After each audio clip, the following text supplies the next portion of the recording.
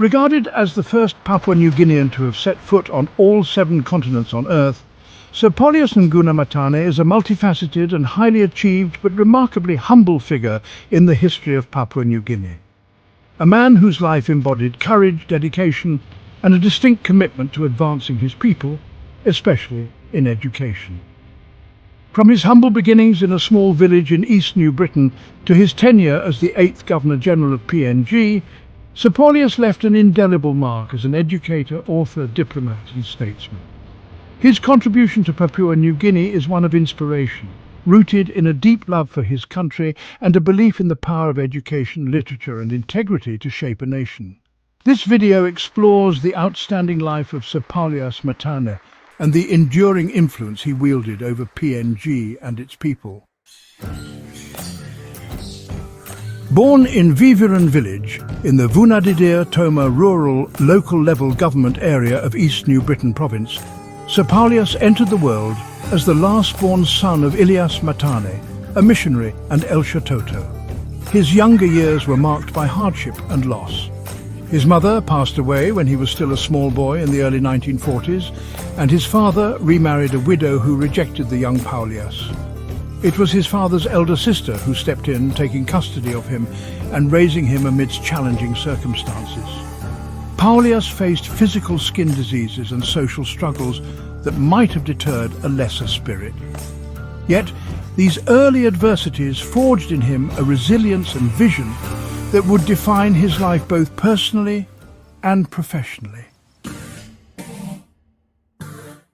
Education did not come easily or early to Paulias. He did not begin formal schooling until the age of 17, enrolling at Toma Village School, later renamed Toran Primary School. This late start was not a barrier but an evolution into the lifelong trait of learning. With a hunger for knowledge and a determination to rise above his circumstances, he excelled in his studies, eventually attending Kerevat High School and, in 1956, Sogri Teachers College. His grandfather's words echoed in his mind. Success required focus, vision, planning, honesty and perseverance.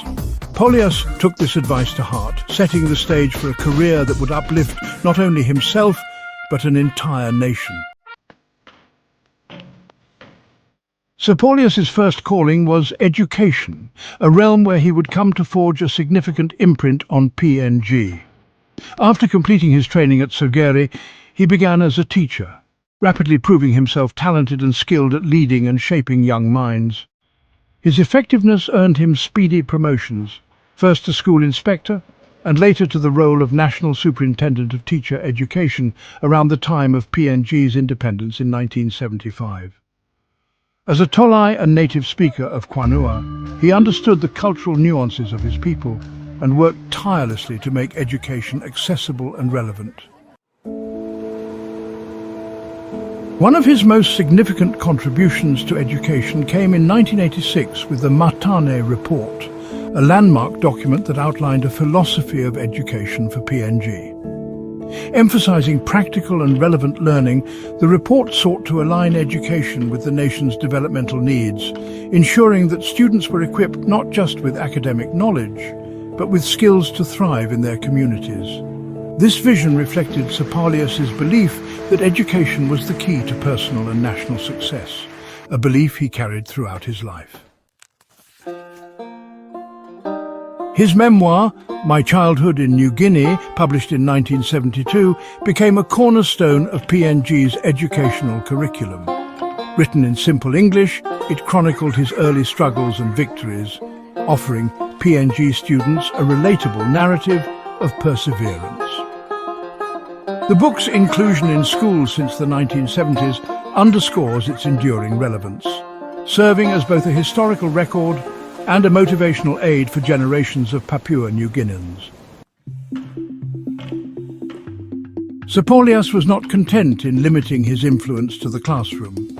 A prolific author, he penned 44 books, many of which focused on his travels, cultural observations and nation-building themes. His writing style was deliberately straightforward, designed to reach Papua New Guineans, who might otherwise view books as foreign or inaccessible.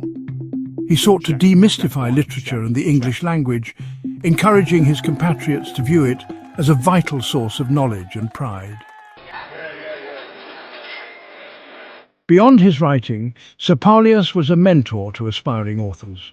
He claimed to have encouraged 32 Papua New Guineans to publish their first books, with 5 going on to write second works. His support for initiatives like the Crocodile Prize, a literary award established in 2011, further demonstrated his passion for fostering a vibrant literary culture in PNG. Sir Paulias once said, "As a passionate proponent of PNG literature, I welcome it warmly." Check, check one, check, check. Sir Paulias's talents extended beyond education and literature into the realm of diplomacy. In 1975, as PNG gained independence, he became the nation's first ambassador to the United States, a role he held until 1976.